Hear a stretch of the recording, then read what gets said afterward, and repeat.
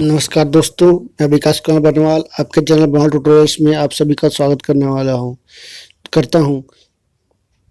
दोस्तों, मैं इस वीडियो के माध्यम से आज रिजर्व बैंक की जो मौद्रिक स्थिति की जो समीक्षा की गई उसके बारे में विस्तार से बताने वाला हूं।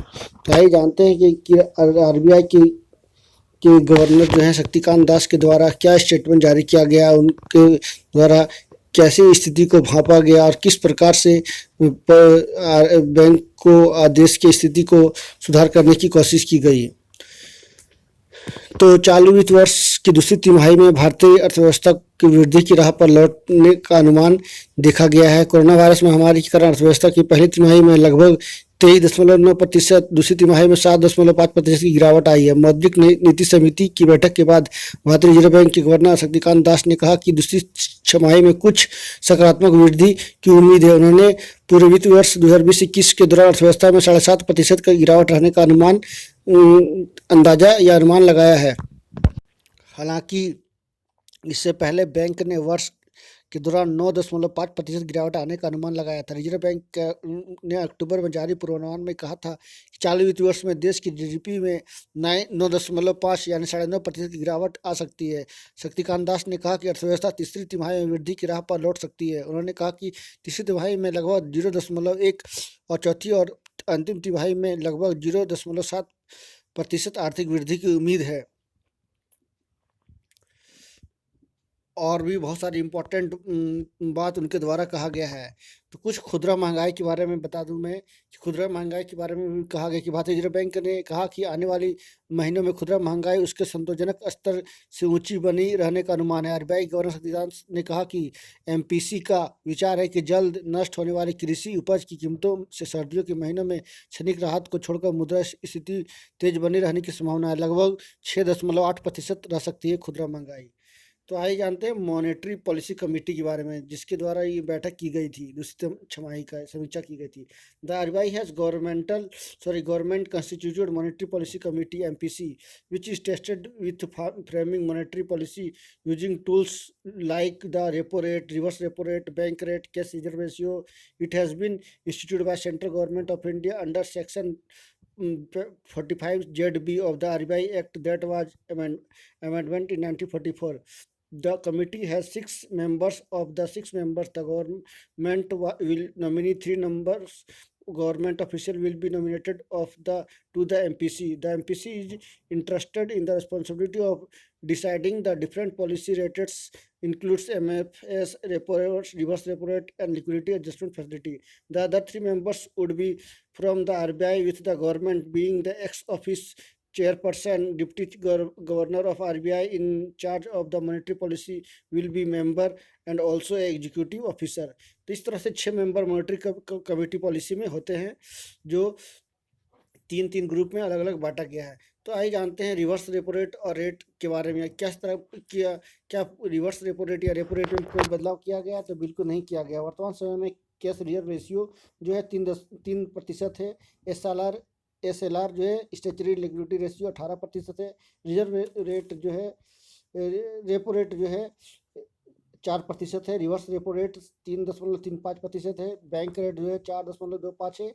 और जो है marginal standing facility rate MSFR जो है 4.25% है। तो ये सब काफ़ी इंपॉर्टेंट है। जो भी कैंडिडेट्स एग्जाम बैंकिंग के देने वाले हैं आने वाले समय में, तो सभी रेटों को ध्यान से रखें, उसका नोट्स तैयार कर ले या स्क्रीनशॉट ले लें।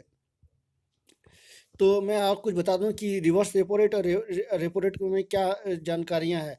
रेपो रेट वह दर है जिस पर बैंक फौरी ज़रूरतों के लिए केंद्रीय बैंक से कर लेते हैं, जबकि रिजर्व बैंक द्वारा बैंकों से अतिरिक्त नकदी जिस दर पर प्राप्त की जाती है उसे रिवर्स रेपो रेट कहते हैं। यानी जो केंद्रीय बैंक से जो बैंक जो है लोन लेते हैं और जिस पर ब्याज आरबीआई को देते हैं उसमें उसी को रेपो रेट कहा गया है। और आरबीआई जो है बैंकों से अतिरिक्त नकदी जिस दर पर लेती है, जिस रेट पर लेती है, उसी को रिवर्स रेपो रेट कहा गया है। रेपो रेट में बदलाव नहीं। तो बिल्कुल सही है कि आरबीआई जो शक्तिकांत दास जो है गवर्नर, उनके द्वारा साफ तौर पे कहा गया कि कोई बदलाव नहीं होगा, लेकिन आने वाली संभावना है कि हो सकती है। आरबीआई ने द्विमासिक मौद्रिक नीति समीक्षा में मुद्रास्फीति के उच्च स्तर को देखते हुए प्रमुख नीतिगत दर रेपो दर को 4 प्रतिशत पर बरकरार रखा। रेपो दर में किसी तरह का बदलाव नहीं होने से लोगों के आवास, वाहन समेत अन्य खुदरा कर्ज पर ब्याज दरें यथावत रह सकती हैं, यानी कोई तरह का परिवर्तन नहीं देखने को मिलेगा, खास करके आवास में और वाहनों में। केंद्रीय बैंक ने मौद्रिक नीति के मामले में उदार रुख बरकरार रखा। इसका मतलब है कि आने वाले महीनों में तेज पड़ने पर जरूरत पड़ने पर वह नीतिगत दर में कटौती कर सकता है। तो आरबीआई के जो गवर्नर है शक्तिकांत दास के द्वारा कहा गया है कि आने वाले महीनों में जरूरत पड़ने पर नीतिगत दर जो भी, चाहे रिवर्स रेपो रेट हो या बैंक दर हो, जिसमें भी कटौती करने की आवश्यकता हो कि उसके अनुसार कटौती की जाएगी। किंतु फिलहाल कोई तरह का इसमें परिवर्तन नहीं किया गया है, क्योंकि लगातार जो है दूसरी तिमाही में जो है अर्थव्यवस्था की जो गिरावटें जो देखी जा रही है कोरोना महामारी को, इसी को देखते हुए कोई तरह का परिवर्तन नहीं किया गया। डिजिटल बैंकिंग में भरोसा बनाए रखने के लिए एचडीएफसी बैंक पर कार्रवाई की गई है।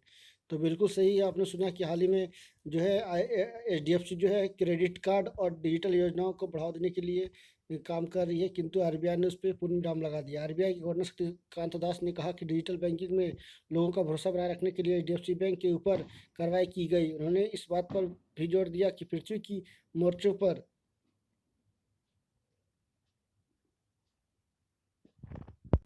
प्रौद्योगिकी की मोर्चों पर बैंकों का अधिक निवेश करने की जरूरत है। एचडीएफसी बैंक की डिजिटल सेवाओं में हाल ही में आई दिक्कतों समेत पिछले 2 साल के दौरान कई बार आए व्यवधान के मद्देनजर रिजर्व बैंक ने एचडीएफसी बैंक के ऊपर कार्रवाई की है। निजी क्षेत्र के सबसे बड़े बैंक को फिलहाल डिजिटल सेवाओं का विस्तार तथा नया क्रेडिट कार्ड जारी करने में रोक लगा दिया गया है। तो बिल्कुल सही बात है कि आरबीआई ने इस तरह पर एचडीएफसी जो भारत के सबसे बड़े निजी बैंक है, तो उस पर रोक लगा दी कि वो नए क्रेडिट कार्ड जो है जारी नहीं कर सकता है, क्योंकि उसकी डिजिटल व्यवस्था बहुत चरमरा गई है। बहुत सारे और बैंकों में की स्थिति भी इसी तरह है। डिजिटल भुगतान और सुरक्षित होगा। केंद्रीय बैंक विनियमित संस्थानों के लिए डिजिटल भुगतान सुरक्षा नियंत्रण निर्देश पेश करेगा। आरबीआई के इस कदम से डिजिटल भुगतान चरणों की सुरक्षा में सुधार होगा, उपयोगकर्ताओं के लिए सुविधा भी बेहतर होगी। इन दिशा निर्देशों में उत्कृष्ट कंपनी संचालन कर सकता है तथा इंटरनेट और मोबाइल बैंकिंग, कार्ड से भुगतान आदि जैसे माध्यमों की आम सुरक्षा नियंत्रण ऊपर कुछ न्यूनतम मांगों की क्रियान्वयन और निगरानी व्यवस्था होगी। तो आरबीआई ने साफ तौर पर कहा दिया है कि जो भी डिजिटल भुगतान जिस यूपीआई हो या जिस तरह से हो, भीम ऐप के माध्यम से हो, सभी को जो है और सुरक्षित किया जाएगा। खास करके जो भी साइबर अटैक, साइबर बुलिंग होते हैं या और भी कोई तरह का जो है धोखाधड़ी होता है, तो उसको और सुरक्षित किया जाए। यानी खास करके फोकस किया जा रहा है तो डिजिटल भुगतान पे, डिजिटल सेवाओं पे, चाहे वो प्राइवेट संस्था हो, एनबीएफसी हो या सेंट्रल बैंक हो, आरबीआई केंद्र की जो भी सरकारी बैंकें हो या प्राइवेट बैंक हो, सभी पर जो है डिजिटल भुगतान पर जोर दिया जा रहा है और उसको सुरक्षित बनाया जा रहा है, ज़्यादा से ज़्यादा सुरक्षित बनाया जाए, ताकि लोग वहाँ पर कोई तरह का प्रभाव ना मिले या बैंकों को नुकसान ना उठाना पड़े। बैंक लाइसेंस का सुझाव समिति ने दिया। इसमें प्रमुख मुद्दा ये भी उठा कि एक आंतरिक कमेटी भी थी उसमें, जिसमें शक्तिकांत दास ने भी उसमें स्टेटमेंट जारी किया है कि जो भी कॉरपोरेट्स इंडिया में हैं उनको बैंक लाइसेंस प्रोवाइड करवाया जाए। किंतु पूर्व में बहुत सारे बैंक सेंट्रल बैंक के डिप्टी गवर्नर और पूर्व गवर्नर ने इसको खारिज कर दिया है।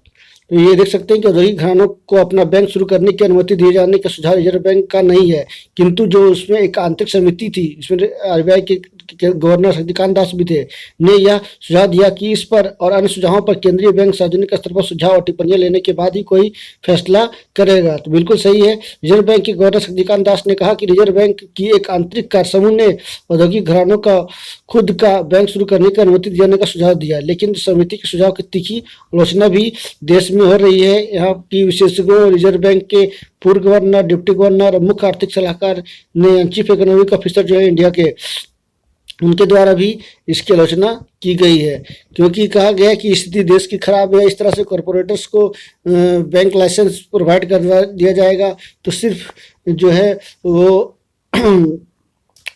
मार्केट में लिक्विडिटी को ख़त्म कर देंगे और जो है स्थिति बहुत ही खराब देखने को हो जाएगी, क्योंकि वर्तमान समय में बहुत सारे बैंक जो है कार्यरत है, जिसकी स्थिति लगातार जो है खराब होती जा रही है। वो एनपीए ज़्यादा बढ़ा रहे हैं और सरकार उस पर लगातार जो है अपनी नज़र गड़ाए हुई, जिसमें अभी कोटक महिंद्रा बैंक देखा जाए, लक्ष्मी विलास बैंक या और भी बहुत सारे बैंक है जिसमें आरबीआई ने अपना और सेंट्रल गवर्नमेंट ने अपना कार्रवाई की है। बैंक अपना मुनाफा अपने पास रखा है। एक सबसे बड़ा मुद्दा ये भी निकल के एक खास बात है कि इम्पोर्टेंट बात निकल के आई है, जो ये है कि आरबीआई के द्वारा कहा गया है कि कोरोना वायरस महामारी के कारण आए आर्थिक व्यवधान को देखते हुए वाणिज्यिक बैंकों और सरकारी बैंकों से ये कहा गया है कि वह मार्च 2020 में समाप्त हुए वित्त वर्ष का यानी 19-20 का वित्त वर्ष 19 फाइनेंशियल ईयर 2019-20 का मुनाफा अपने पास रखे। रिजर्व बैंक ने कहा कि बैंकों को 2019-20 के लिए लाभांश का भुगतान करने की जरूरत नहीं है।